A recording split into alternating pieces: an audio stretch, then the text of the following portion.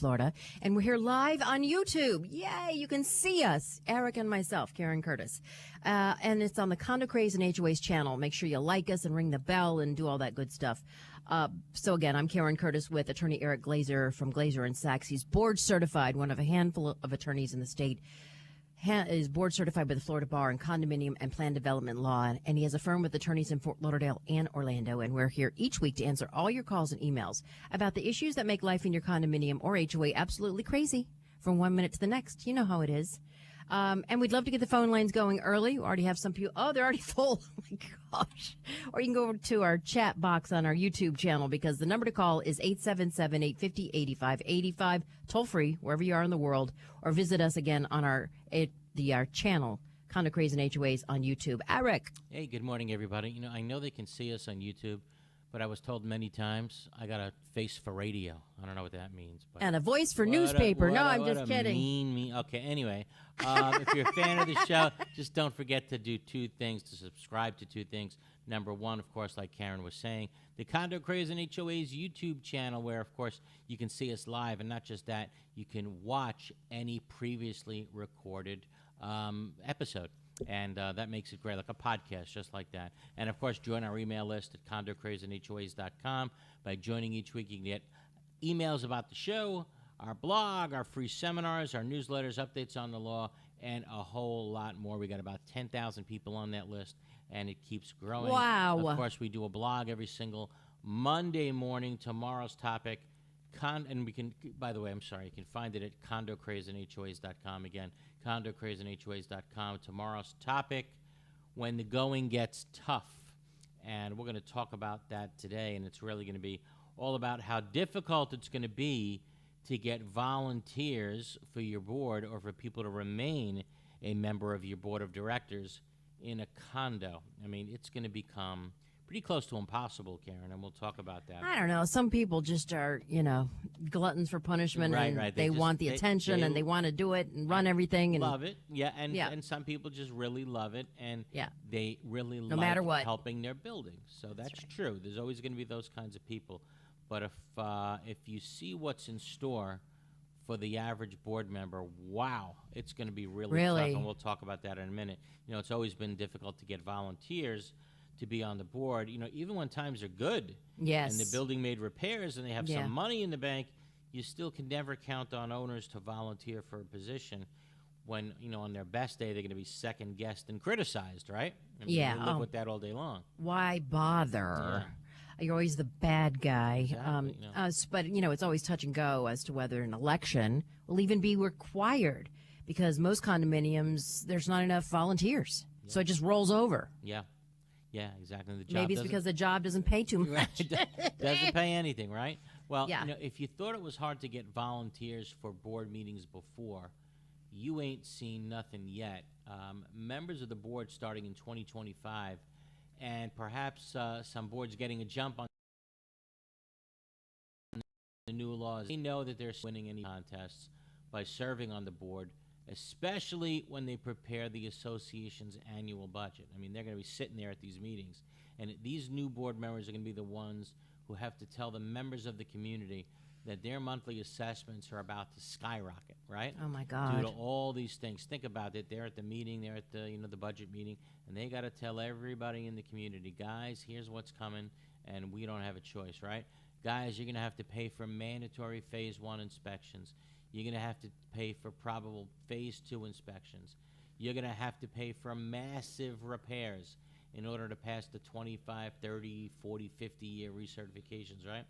Guys, you're going to have to pay for the full funding of a reserve account based upon a structural integrity reserve study. And it ain't 3 categories anymore. It's 10, plus anything else that's $10,000 or more.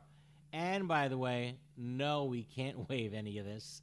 It's mandatory. Mm-hmm. Oh, and, by the way, our insurance just went up by like 300%. Wow, you got to sit there and tell everybody that's in the audience, sorry, I have no choice. I'm about to do this to you. Me and the other board members are about to put all these costs on you. Maybe they should wrap themselves in crime scene tape and barbed wire and do not cross. God. Let me ask you a question, though. Yeah. If you're donating your time, what about being able to make that tax deductible? Well, the question is, they can't get tax deductible because you're not getting a payment. But the question is, can you get a payment for being on the board? But your time is worth something. No, believe it or not, no, you can't deduct that. Really? You can't deduct that. But there's perhaps you raised a good question. You are allowed to get paid as a board member if your bylaws allow for it. Oh. Now, maybe with all this insanity that's about to happen, maybe you want the best candidates to run for the board. Maybe you have a former general contractor. Maybe you have an attorney. Yeah. Maybe you have an accountant. Offer in the them community. some cash. Offer them something to serve. I think that's a good idea because you're going to need it. You'd have to amend your bylaws to do it. During this budget meeting, they need to know all kinds of stuff. Oh, absolutely. Almost more than you. And everything else that's coming after the budget meeting. They'll probably want to be escorted to their units and their vehicles, meet with the security. Bottom line, they're going to be facing hostile crowds. And why would you put yourself in that kind of a position? Yeah, no, it's really difficult. You got to love your building or you got to be crazy, people are going to argue, right? But let's say they actually make it back to their unit and they still wish to remain on the board. Now the fun begins. These board members are going to have to hire architects, hire engineers, hire the contractors, make sure the repairs get made. If there's pay any all left. the association's massive bills, right? I mean, so much to do. They're also going to have to negotiate a loan, perhaps, from a local bank so that everybody doesn't have to come out of pocket all at once for all these repairs. And, of course, they're still going to have the usual responsibilities of board members, such as going to all the other meetings. It's going to be a massive venture, massive task. So who in the world is going to want to serve on a board in 2025 when all this hits? Because the new laws go into effect. Why would anyone stick their neck out far? Look, well, if you were a board member before, you may not be scared of the responsibilities to come. But on the other hand, if you were shy of becoming a board member before, I don't doubt that you're going to remain shy and stay away. Now's not the time to jump in for the first time, perhaps. But this doesn't affect those who already have reserves fully funded, right, exactly, or that's new true. buildings that aren't going to be, so it's not everyone Karen, that's gloom and doom. Great point. If it's a building that's been doing great and funding their reserves, no problem to being on the board. Not right? a problem. And if they have a stash of money, great, you're in good shape. But if they were in Surfside, but a Surfside situation, it's going to be tough, ladies and gentlemen. But, the question is, will the tough get going, right, and make the association's board the best it can be? Time will tell if people are going to be volunteering or not. So there you have it. How hard is it going to be to get volunteers for the board of directors going forward? Will good people who have been on the board just quit? So I'd love to know what our listeners think. Give us a call here in the studio, 877-850-8585. Again, 877-850-8585. Or visit us in the chat box on the Condo.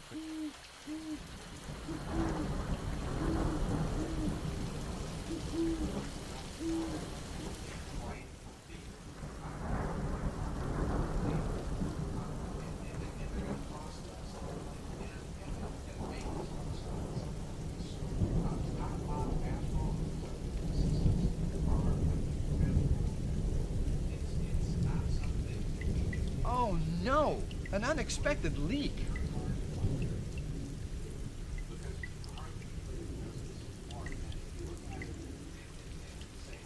Jay, you know that's no way to solve a roof problem. Call Best Roofing. We solve roof problems. We are DMI Paving and Seal Coating, Florida's parking lot experts.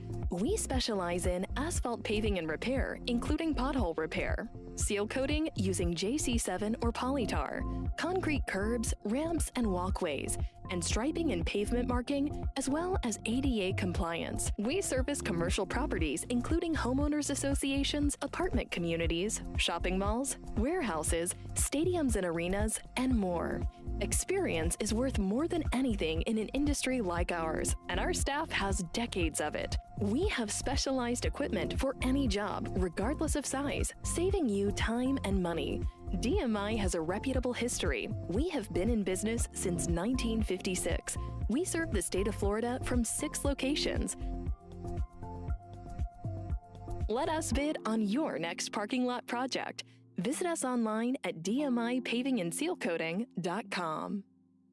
There are very large management companies and there are very small management companies. And I think Affinity sits somewhere in the middle of that, where they are big enough to provide you with all of the back of the house services, the accounting, the infrastructure, the support systems, but small enough to be high touch. We believe at Affinity that we do the 9 to 5 so that you don't have to do that.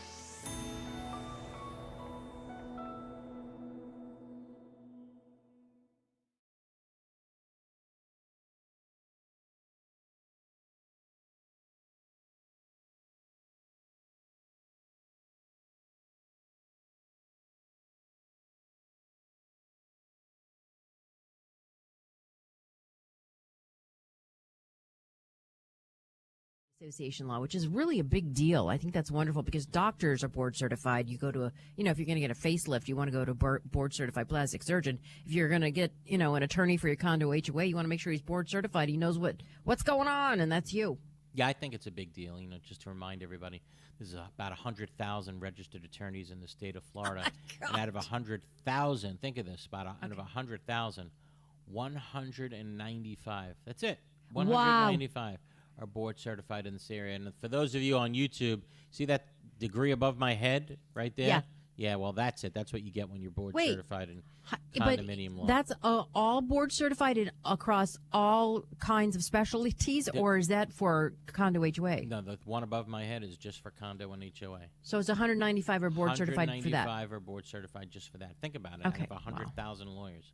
That's So, that's yeah, it is. not a lot. That's a specialty. handful. Absolutely. Hey, how So- about we go to the YouTube channel? Kathy writes in, Eric, if there are 2 candidates that can replace 2 retiring condo board members at our annual membership meeting, and there is no quorum for the meeting, can this board replacement still take place? So let's think this through.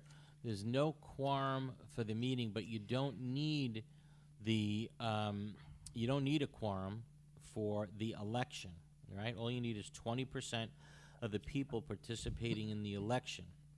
So 2 retiring condo. So, I got to figure out what happens at this meeting. If 20% of the people participate in the election, that's what I need to know, Kathy, did you have a valid election?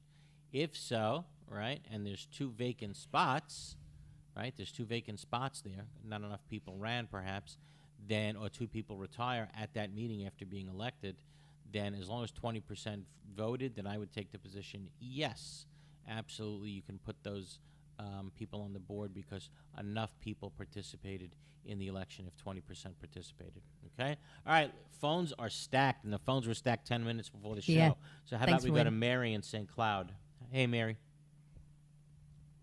Hi, Good morning. can you hear me? Certainly.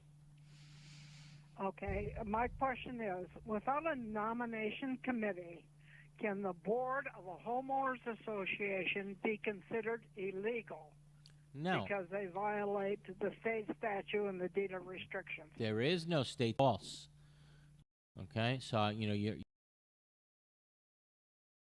you're calling them a statute in 720 that requires a nominating committee. Could you have one according I to thought I read it someplace. Yeah, Okay. well, it could be, perhaps your documents say that there's a nominating committee. I don't know. But, your question was, is it required in the statutes? And the bottom line is no, a nominating committee is not required in the statutes. So bottom line, a nominating committee normally leads to a lot of fights. I hate it. I don't like it. And just because HOAs, are required, I'd love to see it removed from the governing documents perhaps too. All right, next call. Here we go. Barry in Miami. How are you, Barry? Hey, Barry. Good. Hi, Karen. Give me an Hi, easy Eric. one, How like are you? what is a condominium? This is What are not you, easy. Vice President Harris? Good one. Good one. This is not easy at all, Eric.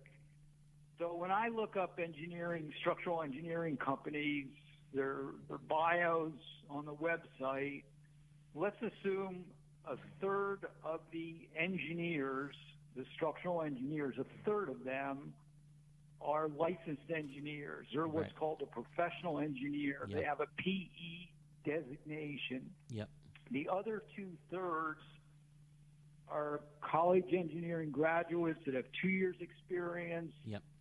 They might have 4 years experience, but they do not have that PE designation. They Right. don't have 4 years of experience. Yeah.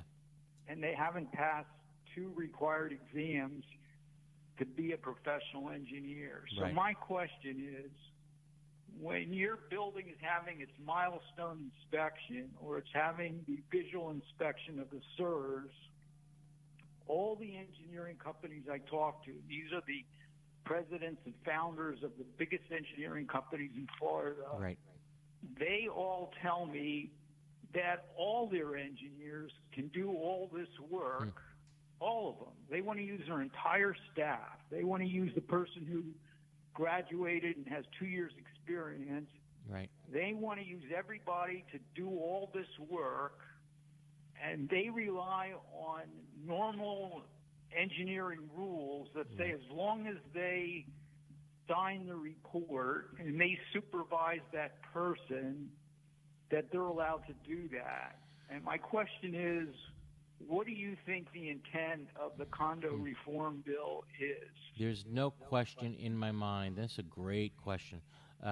No question in my mind that the intent of the bill. I mean, think about why the bill was passed. It was passed to prevent another Surfside, to prevent another Champlain Towers. So the intent of the bill was to have a licensed professional engineer, right, with structural engineering experience, do the structural integrity reserve study. No question about it, and do the phase 1 and do the phase 2. No two ways about it. But Barry is saying, well, we're going to hire a company. The company has, some licensed engineers, professional engineers, and if you hire them, they're going to send their staff, right, people who are not professional engineers to do the inspections, right? Mm-hmm. But at the end of the day, the report is going to be signed off by the professional engineer. And is that legal? And here's what I can tell you, Barry. That's done all day in the following circumstances. You need to get your roof repaired at your home, let's say a single-family home.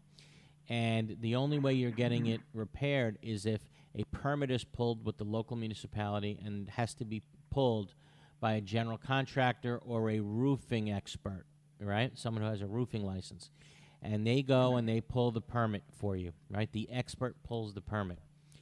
And believe it or not, all of the work, every stitch of the work is done by non-licensed people, right? And at the end of the day, the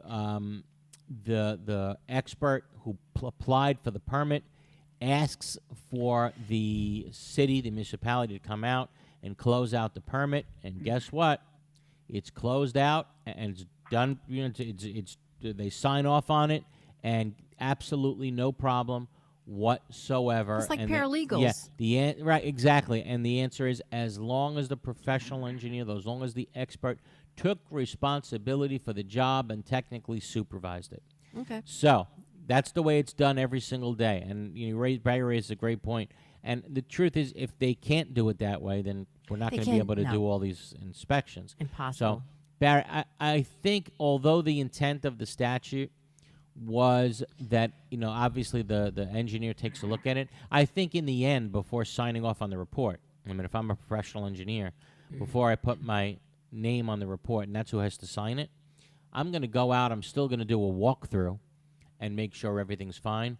But I agree with you. I think a lot of the work, perhaps, is going to be done by persons who are not professional engineers, but who are perhaps, lower class in training or whatever it may be, and the report's going to be signed off by the PE. I think you're exactly right, even though I don't think that's the intent. Okay, let me just throw out one suggestion, and I think you have a great point. My suggestion is, what they need to do is maybe they extend some of these deadlines, but I don't see why a building that's, my twin sister lives 10 miles from the coast in Boca. I don't know why her building is subject to the same timing restrictions as a building that's right on the salt water. I think they're going to have to stagger these. That'd be an idea. Look at the age of the building. look at how close to the salt water it is. Well, You don't remember, have a Barry, strict if deadline. you're on the coast, your first inspection is 25 instead of 30. Yeah. But they need to stagger it a lot. They need to stagger it a lot more than that. I realize that. Yeah. But they need to stagger it so that my twin sister's building, which is 10 miles from Doesn't need the as many water, maybe inspections she as has- you do. And that makes some sense. That makes some sense. Perhaps if you're away from the coast, the inspections need to be every 15 years. On the coast, every 10 years. I got that. Look, I don't doubt that there should be some changes to the statute. But what I don't want to see is the Florida legislature absolutely go backwards and basically remove the good that they did, because I think what they did was phenomenal. I think they honored the 98 victims, and I don't want to see them go backwards on this. And remember, the vote was like, I don't know, 140 to 0. Yeah. So Who'd be the one person? Yeah, I can't see them, saying that everything we did before was wrong. They're not. They might make minor tweaks, but in general, I don't see them getting rid of this statute. Basically all at once. Minor tweaks, yes. Getting rid of the whole idea, absolutely not. Guys, like it or not, this is coming. Hey, Barry, thank you so much for the call. Always a great one. How about Elizabeth in Panama City? Good morning. Good morning. I have a question. Does an owner have to ask for a hearing, or does the board have to provide one before they fine? They got to provide an opportunity for a hearing. That's what the statute says. So what I advise the association to do is, and remember how the finding system goes. First, it starts off at the board level, right? So did the board impose the fine already? No, they sent a letter. Okay, but understand it starts off at the board level. So the board has to say, okay, somebody makes a motion to fine Unit 403 because Unit 403 parked in guest parking for 5 days in a row. So I make a motion to fine that person $100 a day for the 5 days, $500. Is there a second? Yes. Okay? So, and is all in favor? Aye. So we're fining that person. The board says we're fining that person $500. Is it over? No. Now it has to go to the fining committee. And you should send a letter to the owner saying the board has fined you. Hey, the best thing to do is choose a date and say to the person, if you can't make that date, let us know. But this is the date we're choosing. And it's got to be at least 14 days out into the future. Have the fining committee show up on that date. Maybe the person who got fined will show up on that date too. And the fining committee has one role, by the way. The fining committee can't say, okay, look, we'll knock it down to 200. The fining committee's role is to either say 500 or 0. One or the other. That's what they have to choose. But notice should go out to the unit owner immediately upon the board of directors coming down with that fine. Okay? 14 days in advance, saying that the fining committee is going to be meeting. Fining committee can only impose the whole fine or 0. Hope that answers your question, Elizabeth. Let's go to Jean in Brevard. How are you, Jean? Hey, hi, good morning, guys. Just a quick comment, and then I'll ask my question. Sure. Hey, shout out to my friend Joanne, by the way. My comment had to do with your opening monologue about finding good people on the board. And it's just kind of funny because I was on the board, did a great job previously. I'm a business executive, so I felt real confident running it. Sure. Got my CAM license. Good for you. But they won't vote me back on the board because people say that I'm too strict in enforcing our governing documents. Oh, you said boundaries. I love it. Yeah. Well, that's why I'm unliked, because I'm too strict, Fred. I follow the rules. Well, did you hit a lot of people with violations and stuff? Oh, yeah. I mean, I just follow it as it is, right?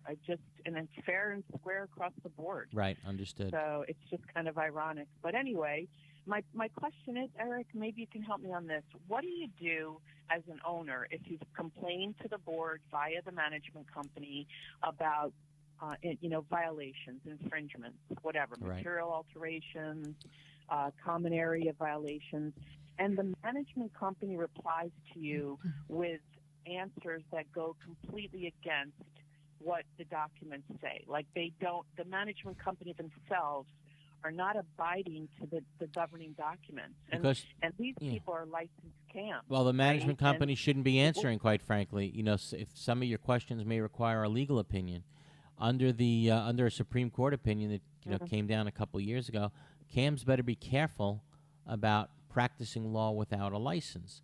If they give an answer on a statute, if they give an answer about how the docs are to be interpreted, that's practicing law without a license, and they could lose their license for that. Yeah, it's not that. It's not that. They're just deflecting and just on a very straightforward issue of like a material alteration. Right. Well, all right. So you raise just material deflect alterations. What do you do? And the question is, you file a arbitration action against them. If material I am in the alterations are being, process, there you go. There you go, and you're going to win it. Yeah, And I drafted that statute. Part of that's my Whoa. statute.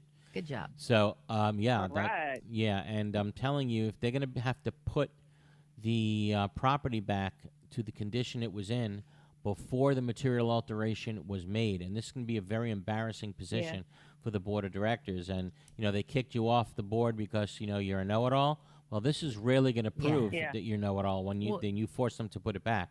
What was the material alteration? I'm sorry. Yeah, what was it? Oh, there's been a number of them. Were they expensive, though? So, Was it paint? yeah, pretty much, So, but it's I just don't understand why the management company comes back with these ridiculous answers. They don't even answer the question. Because the They're like, management we don't know company, about that. We don't know what happened. We don't have the information, and it's just bizarre. I just wondered about that. I just wanted to get your take on it. Come on, you know the answer to that. You're smart because the management company is protecting the people that pay them each week, that write the check. Of course. So Yeah, that's we the know bottom that. line. But what can we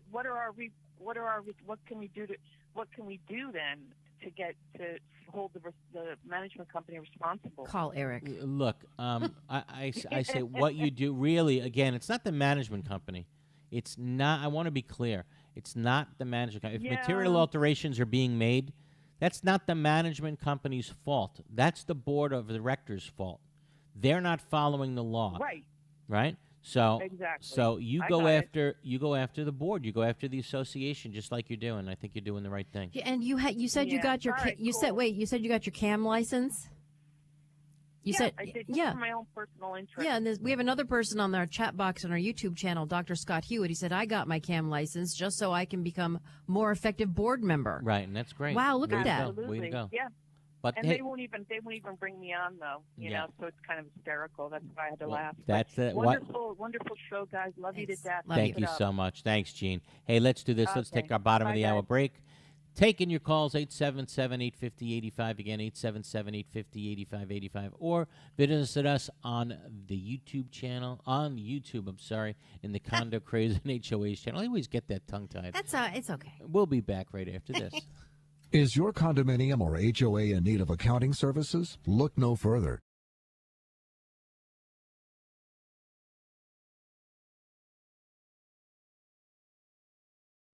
Is one of the few accounting firms uniquely specialized to provide accounting services to their growing condominium and homeowner association clientele throughout Florida. With primary offices in Aventura and Boca Raton, satellite offices in Naples and Orlando, and a professional staff of 65, Gerstle, Rosen, and Goldenberg is prepared to meet the needs of any condominium or HOA in the state. The professionals at Gerstle, Rosen, and Goldenberg also have experience working with timeshares, cooperatives, hotel condominiums, mixed-use buildings, and ancillary operations like restaurants, spas, and country clubs. Put their 25 years experience in your corner. Gerstle, Rosen, and Goldenberg, 305-937-0116. That's 305-937-0116 or grgcpa.com.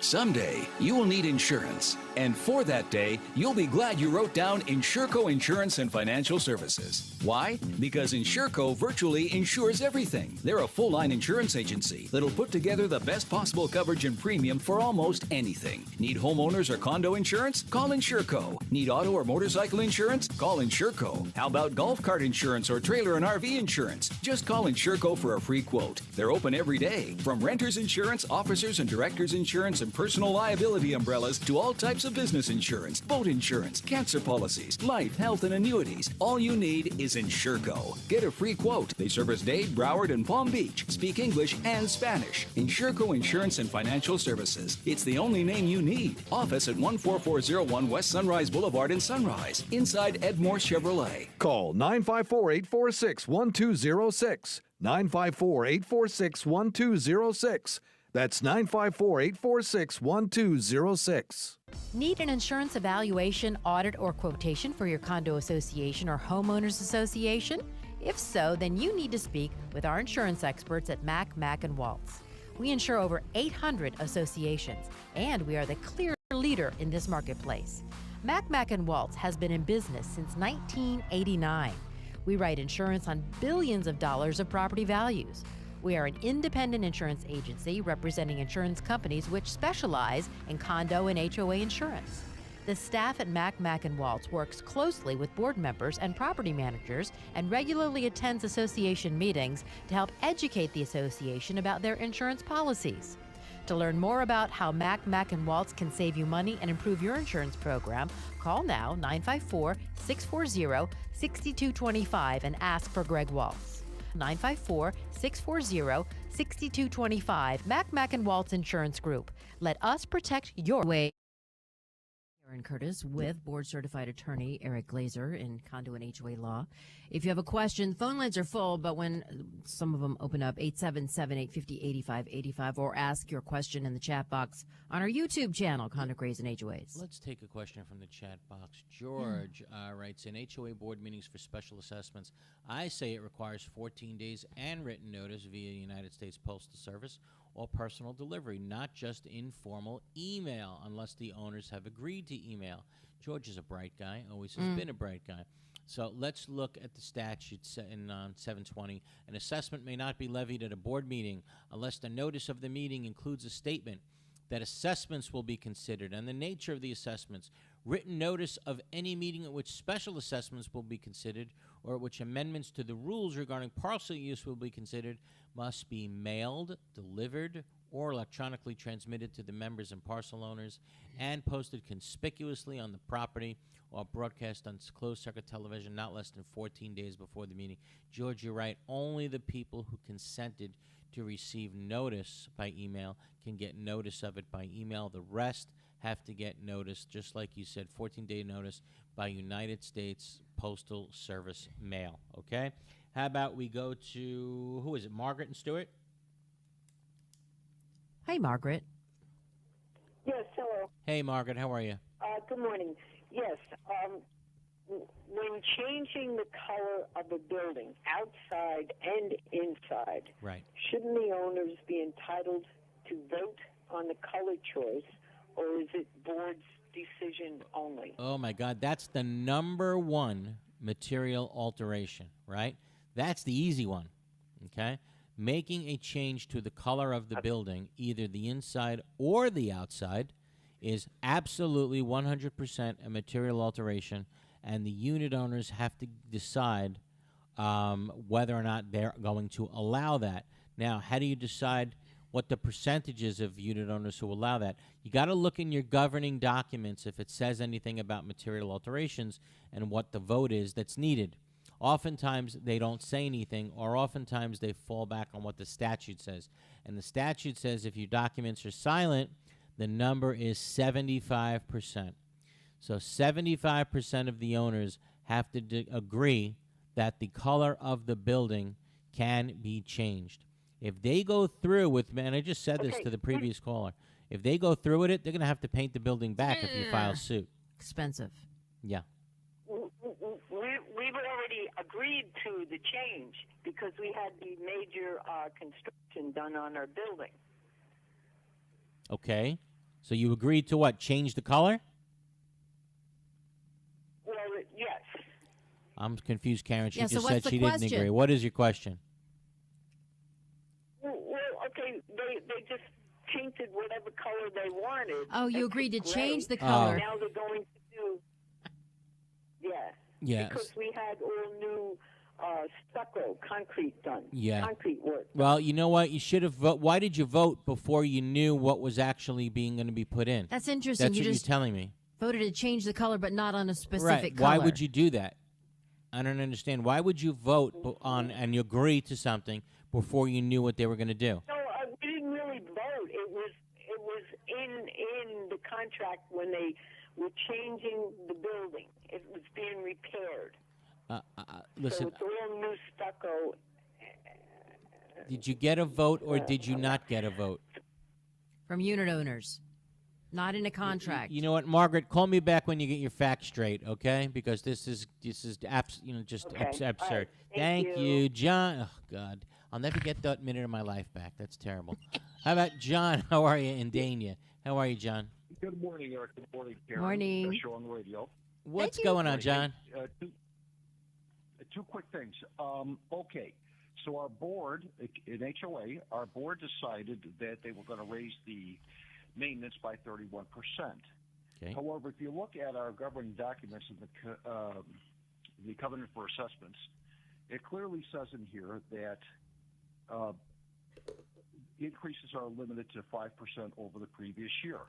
However, any increase in excess of 5% may be made if same is approved by a vote of at least 67% of the class of members at a meeting for such purposes with at least 60% of the votes of the members being represented at a meeting in person or by proxy not less than 14 days, nor more than 60 days prior notice thereof.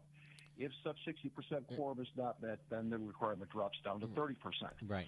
Is there okay. And they, by the way, they, as you know, they've never read the bylaws, and so is there a statute on this, or is the bylaws really correct on this? I will tell you that there's a lot of talk about this between members of the Florida Bar who are board certified in this area.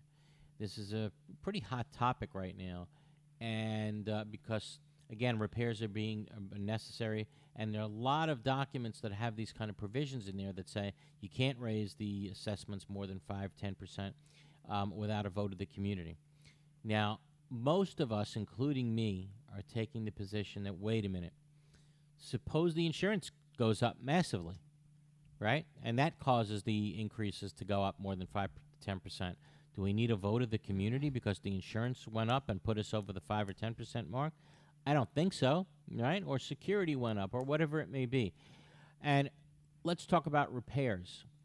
If repairs are necessary, if there's other portions of that declaration, which you can read to me, which says the board has a responsibility and a fiduciary duty to make repairs to the common elements in the all of the areas of the community that need fixing, right?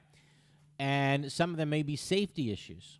So if I'm a board member and something needs to be fixed because it's a safety issue, let's say. You better do it. And that's going to cause, however, that's going to cause me to violate the other provision of the document that says I can't raise the assessments more than 5%. What do I do? Right? What do I do? Well, I'm stuck. No, Now, I hear you, Eric. No, I hear you. This is not, it has nothing to do with safety issues. This is fiscal mismanagement over 25 years that have put us in this position. I get you. So I'm simply saying, okay, if you want to raise it 31%, since we're paying it, okay, do what your bylaws say and your governing docs and bring it to the membership. Right. And you know what? I can't argue about that. But if it was a safety issue or a repairs issue, I would say, hey, board members, yield on the side of fixing the property, and if someone wants to bring suit, let them bring suit, because the cases are tending to say, hey, board members, you have an absolute fiduciary duty to make repairs to the property. That's what I'll tell you. Now, if you're telling me that's not the case, it was just mismanagement and things are going up by 31%, then I would say, yeah, bring it to the owners. Tell them what the deal is, and then what do you do if they vote it down, though? What do you do? Right? If they say, no, we're not going to go for it. So what do you cut out? Do you cut out insurance? Do you cut out security? What do you do so that you don't go over the 5%? Do you give the unit owners the opportunity to talk about that? But you know what? If your documents say, hold on, John, if your documents say bring it to the owners and let them discuss it, I got no problem bringing it to the owners and letting them discuss it. But if the board says, yeah, no problem with that. And I say, yeah, they probably are held to that unless they can prove that, hey, there's another provision of the governing documents that makes them absolutely required to increase it by the 31%. Maybe there's things that you can cut that people don't want. I got no problem requiring a meeting. Absolutely not. Okay. Well, I want to take the owners. Yeah. Now, the other thing that I had, and I've requested a meeting with you through your proper channels. Anyway, it's funny. I have a commercial vehicle, and our rules and our bylaws read no commercial vehicles can be parked overnight. Of course, we have commercial vehicles in here. We have AC guys, plumbers, et cetera, et cetera, et cetera. Right. So never has my commercial vehicle been parked overnight. Mm-hmm. Okay.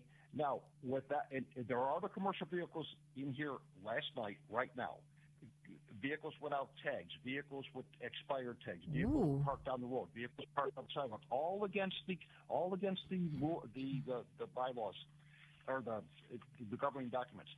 But guess what? In retaliation, because of why, they decided to call a tow truck in and try to tow mine out when I put a stop to. Yeah. Okay, no notice, no finding committee.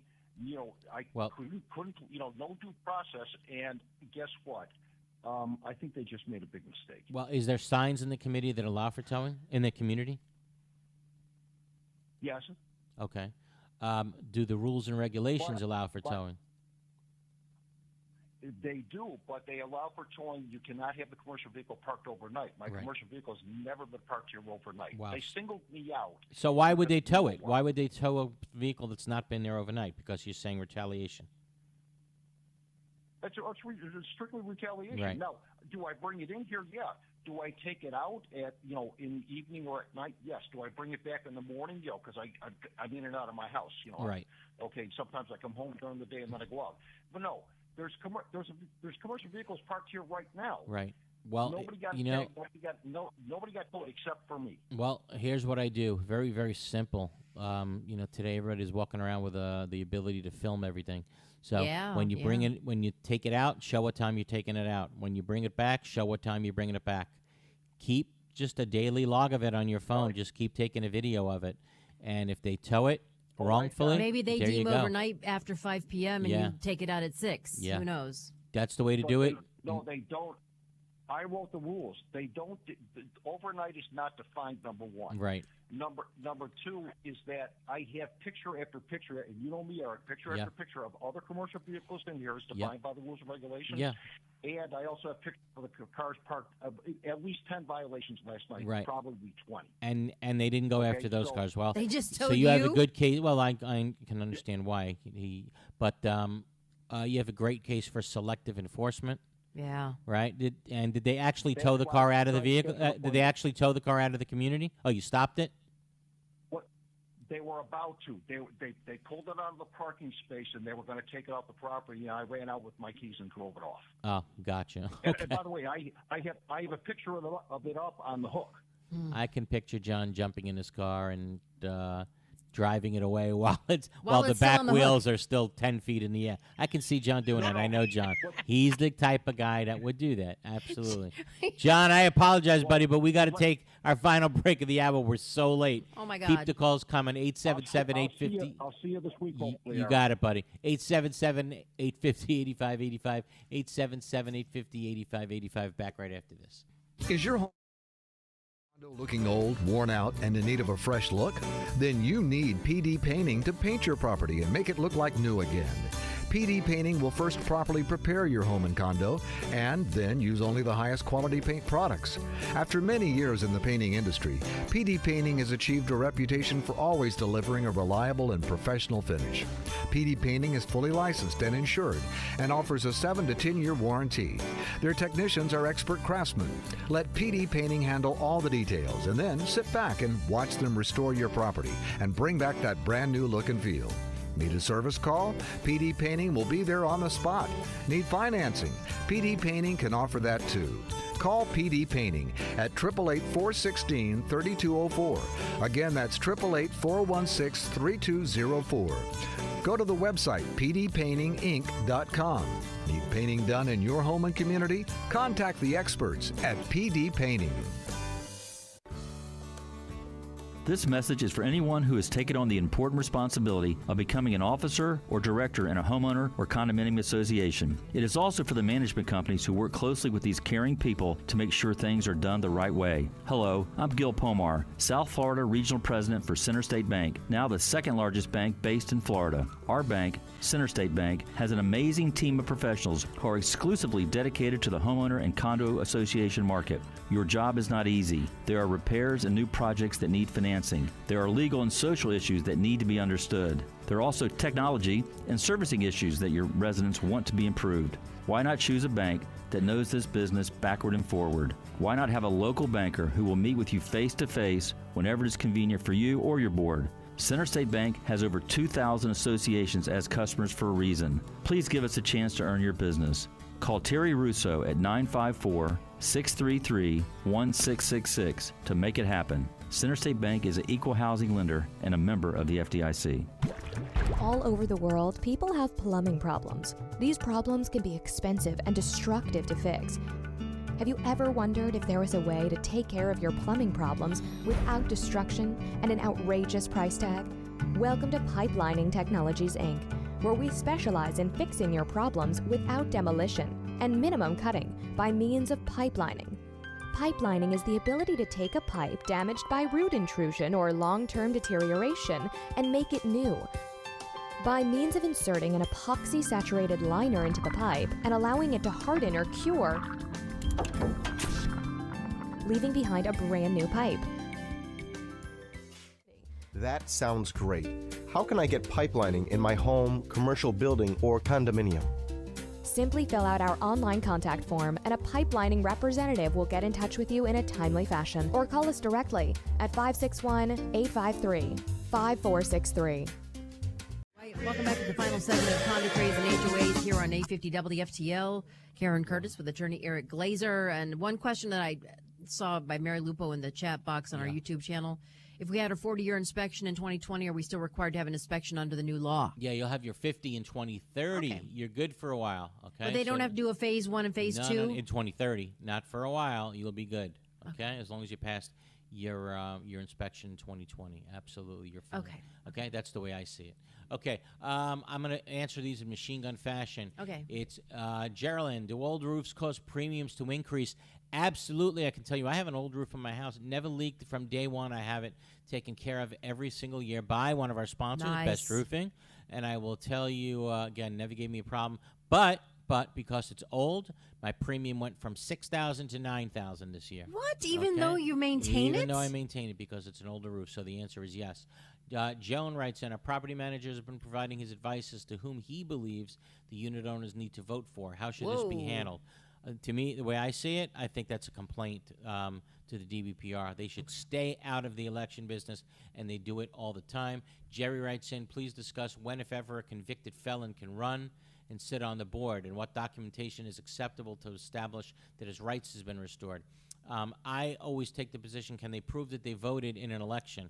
And oftentimes, yes, they can obtain that proof, and you can call, actually, the Department of Elections in the county where the person lives. You can see if they voted.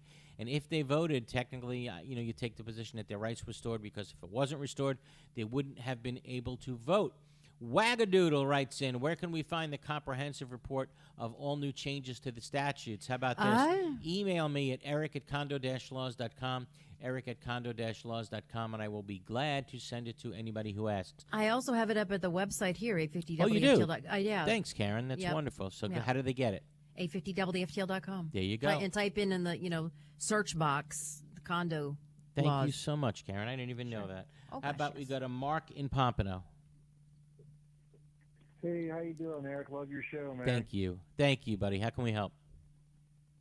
I got a question. We have an association and budget meeting coming up this Thursday. Okay. We were told that if we don't get enough people to meet the quorum to take the vote, I think they're telling us we have to have 75%, and we don't get the vote or nobody votes to raise our fees, which they're giving us 0, 50% or 100%. If nobody votes, Okay. it just automatically goes to 100%. Is that true? Okay. Yes. So you're talking about funding the reserve account. Okay. So Yeah. when a now we're not under the new law because we're only 2 stories. That's They all correct. of a That's sudden wanna do correct. this But reserve thing. you're still under the what's the current law, and the current law says when you send out a budget, that budget has to have fully funded reserves. Now the board can send out alternative budgets with less than fully funded reserves, like 50%, or they can have zero, no reserves. So in order to have anything less than full reserves in your community, right? You have to get a quorum of unit owners to show up, right? And they can show up either in person or by proxy. So I don't know if proxies were sent to anybody. But as long as they send back their proxies. They just informed us last Sunday. I don't even think it's been 14 days. Well, they should have and a lot given of people 14 have days. Not got their proxies. That's terrible. So they should have given a 14-day notice. But if you can get a quorum, right? And let's say a quorum is, what are you, in condo or an HOA? Condo, I believe. Okay, so let's say a condo is 50%, right? Let's just say it's 50%. Okay. If you can get a majority of, if you can get 50%, I'm sorry, of the people in your community to attend either by person or by proxy, then a majority of that vote will carry the day. Okay, but you don't get to vote unless a quorum shows up. Okay, so that's the answer to your question, Mark. Okay? And a quorum is what, happens, 75%? If the quorum doesn't show up, does it just go to 100%? Goes to 100% if the quorum doesn't show up. Fully funded reserves. That's What's correct, a quorum? buddy. Probably 50% in condo. Yeah. What is a quorum? Probably 50% in your community. Okay? Thank you. So they've been telling us it's 75%. I don't think 75% would be a quorum. That sounds like a lot. Okay? But I wish you luck, buddy. Just make sure you get the quorum, and a majority of that quorum rules the day. And Mark, we got to keep going. Abby in Hollywood. Abby. Hello. Hey, Abby. I'm in an HOA, and I want to attend a violation committee meeting where my neighbor was violated. Right. Am I allowed? Absolutely. Sure. These meetings are all public meetings. Can you tell me the citation that allows that? I can. If you call me tomorrow, I can tell you. Generally, all committee meetings are open, and this is just a fining committee. So yes, committee meetings are open, and you're entitled to attend, and they shouldn't be giving you a problem at all on that. It's not closed door. Again, very few exceptions to closed door meeting. One, when you're meeting with the attorney. Two, it's personnel. Go ahead. Do I get a chance to speak? That's a good question. Do you get a chance to speak at the meeting? I'd have to look at it. I'd have to look at the statute a little close. That's a great question. And you might be given the chance to speak on any topic that's on the agenda. And that's really a great question. We're ending on a great question here. Give me a call in the office tomorrow, 954-983-1112, 954-983-1112, and I'll tell you the statute. Okay? Thank you. Okay, you got it. Really quick, Ryan in Miami. Ryan, how are you?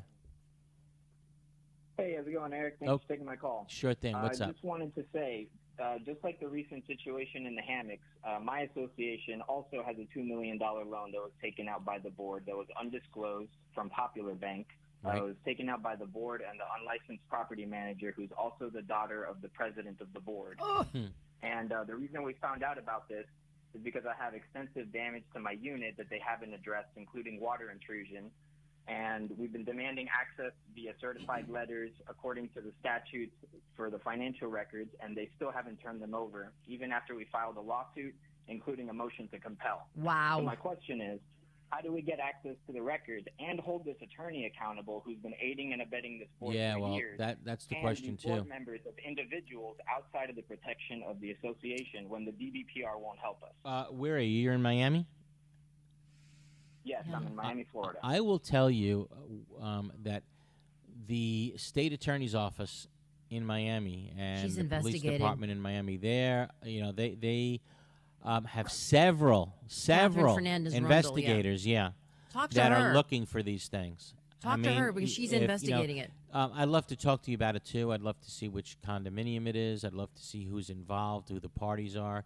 And I'd love to see if I can help you out. Give me a call in the office, 954-983-1112. But I will tell you that the state attorney's office is chomping at the bit for these types of cases now. Believe me. That sounds worse if than the hammocks. Yeah, if there's any possibility of money being taken. Well, look, I'm not saying there is yet, but when you have the president employing an unlicensed cam who is her daughter, yeah, that's a little sticky. So yeah, it's sort of leaving a bad taste in my mouth. So again, if there's and then they take out a $2 million loan. Right, and then if you're saying you want to see where the money is, where the money went, and they won't give you the records, it's time or to go fix to court. His house. Time to get a court to go to court. Potentially have a receiver, just like in the hammocks, have a receiver appointed to run your community. Okay, because you don't want them in charge any longer. And I think that's where you need to go. Okay? Yep, that's what we're hoping for. Thank you so much. You got it. I'll definitely be it. reaching out to you. And Thank Eric, you. if there's any damage that could actually potentially be dangerous to him, and they're not repairing it, that's another major problem. Absolutely, but you got to be. The hairs on the back of my neck are standing up when you see that a $2 million loan was taken out, and the daughter is unlicensed cam, and they're not doing anything. And he even anything. filed a lawsuit, and they're not responding to a motion to compel. Yeah, something's up. Well, same thing happened in the hammocks. Yeah. And the attorneys for the hammocks basically sued the state attorney's office for kind of bothering them, and that case went nowhere. Yeah, kind of bizarre as far But as then I'm they concerned. ended up allegedly stealing millions of dollars. Yes, a lot of people. So 5 of the board members, one that's already gone. we but- will see how that goes. But hey, guys, I want to wish everyone a wonderful, healthy, and safe week, and thank everybody for tuning in this week. You guys kept me going from the minute even before we tuned on to the minute we left off. So again, thank you guys for keeping us going and for listening each week. See you again next Sunday on 850 WFDL at 11 a.m. Have a great week, everybody. Thanks, Eric. Okay.